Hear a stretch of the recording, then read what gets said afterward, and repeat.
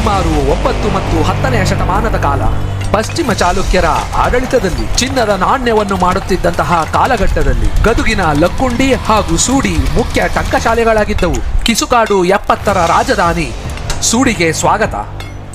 ಎಲ್ಲರೂ ಹೇಗಿದ್ದೀರಾ? ನಾನು ನಿಮ್ಮ ಅಖಿಲಾಂಕ ನಿಮ್ಮ ಮುಂದೆ ಹೊಸ ವಿಡಿಯೋ ತಗೊಂಡು ಬಂದಿದ್ದೀನಿ. ಇವತ್ತು ಕಲ್ಲಿನ ಗೋಪುರದಲ್ಲಿನ ಬಸವ ಮತ್ತು ಶಿವಲಿಂಗ, ಸುಡು ಬಿಸಿಲಿನಲ್ಲಿ ಸೂರಿಲ್ಲದೆ ಬಯಲಿನಲ್ಲಿ ಕೂತಿರುವಂತಹ ಲಿಂಗ, ಹೆಜ್ಜೆ ಹೆಜ್ಜೆಗೂ ಸಿಗುವಂತಹ ಶಾಸನಗಳು ಹಾಗೂ ಕಲ್ಲಿನ ಪಳುವಳಿಕೆಗಳು, ಪಕ್ಕದಲ್ಲಿಯೇ ಇರುವಂತಹ ನಾಗಕುಂಡ ಬಾವಿ.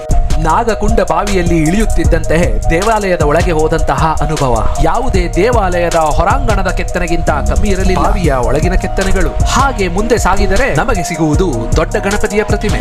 ಊರಿನ ಮಧ್ಯದಲ್ಲಿ ನಮಗೆ ನೋಡಲು ಸಿಗುವಂತಹ ಹುಡೆ, ಅಕ್ಕಾದೇವಿಯಿಂದ ತನ್ನ ನಾಮಾಂಕಿತವನ್ನು ಪಡೆದಂತಹ ಅಕಲೇಶ್ವರ ಅಥವಾ ಅಚಲೇಶ್ವರ ದೇವಾಲಯ.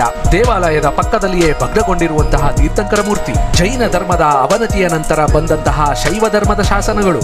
ಗುಡಿಗೆ ಅಂಟಿಕೊಂಡಂತೆ ಕಟ್ಟಿರುವಂತಹ ಶಾಲೆಯ ಕಟ್ಟಡ. ಗುಡಿಯ ಉಳಿದ ಭಾಗಗಳನ್ನು ಶಾಲೆಯನ್ನಾಗಿ ಪರಿವರ್ತಿಸಿರುವಂತಹ ದೃಶ್ಯ.